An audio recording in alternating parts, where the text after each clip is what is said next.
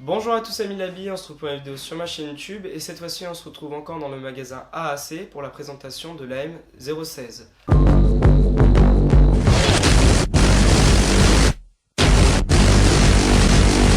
Donc d'origine cette réplique vient du jeu Call of Duty, donc dans le jeu Ghost où elle était sous l'appellation de l'Honey Badger.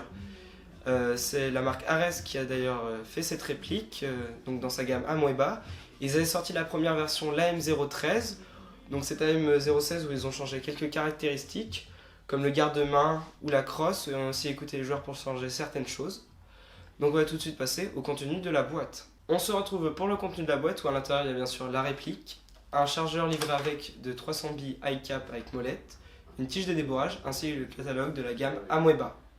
On se retrouve ensuite pour les caractéristiques de cette réplique. Donc la réplique fait un poids de 2,4 kg à une longueur de 70 cm complètement dépliée.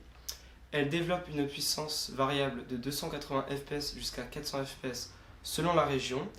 C'est une gearbox V2 hybride EF-CS à l'intérieur avec MOSFET intégré. Elle a un pop réglable. Elle fait du semi et du full auto. Elle a un canon 6.03. Elle a un garde-main Keymode de 13 pouces 5 en aluminium CNC Keymode. Il existe deux modèles pour cette réplique, en noir et en tan. Donc la réplique est en polymère et en aluminium CNC. Elle a une crosse spécifique à ceci avec à l'intérieur un grand espace pour mettre la batterie à l'intérieur et un cache-flamme spécial Cookie Cutter. On se retrouve pour les performances de cette réplique. Alors cette réplique a une très bonne portée, une très bonne réactivité de base due à son MOSFET. Cette réplique est d'ailleurs changeable au niveau des modes. On peut d'ailleurs mettre un mode burst grâce au boîtier qui n'est pas livré avec. Donc ce qui permet en fait de mettre une batterie à l'extrémité et la réplique à un autre. Et on peut d'ailleurs régler par exemple sur le semi et burst et ainsi de suite. On se retrouve donc pour faire un test de la manipulation. Donc nous branchons directement la réplique au boîtier et ensuite le boîtier à la batterie. Nous choisissons ensuite notre mode d'utilisation. Donc pour ceci ce sera semi et burst.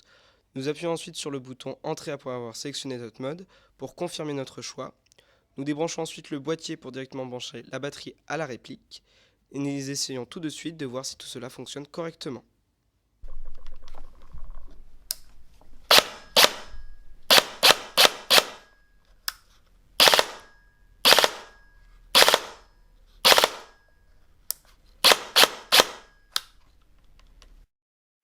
On se retrouve ensuite pour la conclusion de cette réplique. Donc pour moi, cette réplique suit dans la continuité des Amoeba en ayant de très bonnes performances en sortie de boîte.